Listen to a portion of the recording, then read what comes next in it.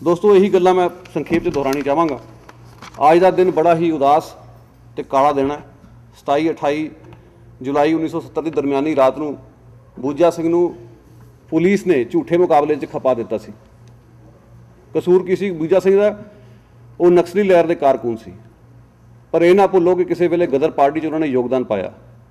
उन्हों की कुर्बानी इस गल का प्रतीक है कि गदरिया ने अपनी लड़ाई जिहड़ी एक चंगे समाज के लिए, बेहतर समाज लिए, आज़ाद हिंदुस्तान च भी जारी रखी है।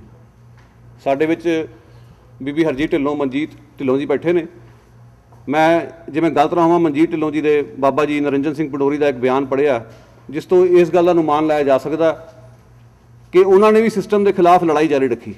आज़ाद हिंदुस्तान की गल कर रहे हैं, क्योंकि तृप्ति नहीं सी उन्होंने हुई। उन्होंने लगता सी जिहड़ी आज़ादी मिली है ये उस तरह उस रूप च नहीं मिली जिस तरह की मिलनी चाहिए सी, जिहदा नतीजा यह निकलिया कि अज उस वेख लो दलितां नाल, आदिवासियों नाल लुट खसुट हो रही है, औरतों का शोषण हो रहा।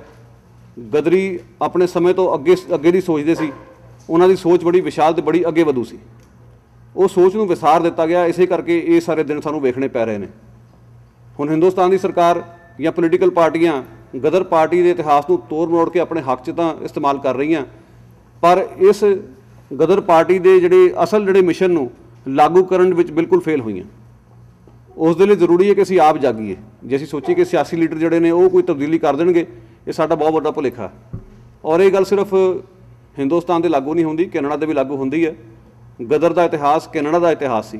कैनेडा 'च नस्लवाद होया, इस करके गदर पार्टी होनी चाहिए।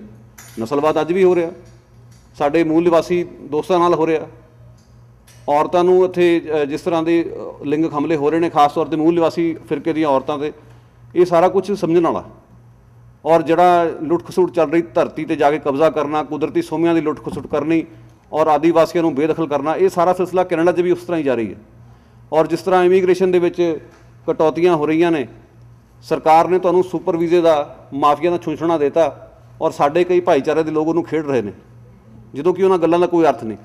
माफ़ी तो हारपर साहब ने रेजिडेंशियल स्कूलों लिए भी मंगी सी मूल निवासियों तो, पर बाद G7 G20 के सम्मेलन च कहता कि कैनेडा तो बस्तीवाद होया ही नहीं।